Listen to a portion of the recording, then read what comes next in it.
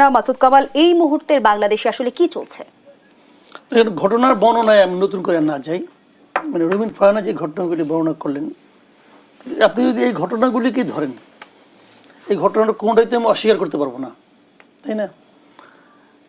তো এই ঘটনাগুলো আসলে কি ইঙ্গিত করে? আমরা কি এরকম একটা অবস্থা চেয়েছিলাম?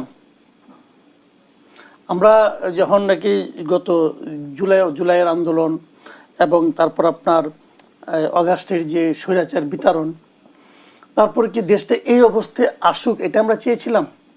এটা তো আমরা চাইনি। প্রত্যেকটা কাজ, কোনো একটা কাজ এই নিয়ম মেনে হচ্ছে না।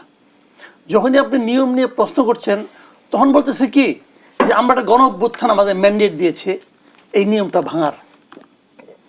যা কিছুই বলবেন, যখনই কোনো প্রশ্ন করবেন, তখনই তারা গণ অভ্যুত্থানকে নিয়ে আসে, কি একটা অদৃশ্য ম্যান্ডেটকে নিয়ে আসে, তারপর নিয়ে আসে একটা সংস্কারকে।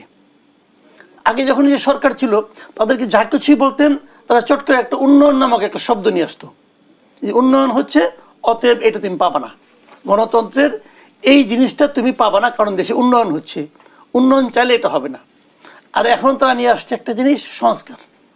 কিছু বললে, ওই দিন দেখলাম যে প্রেস সেক্রেটারি বলতেছে তাদের নাকি সব কিছু করার ম্যান্ডেট আছে, সব কিছু, মানে তাদের এভরিথিং তাদের নাকি করার ম্যান্ডেট আছে।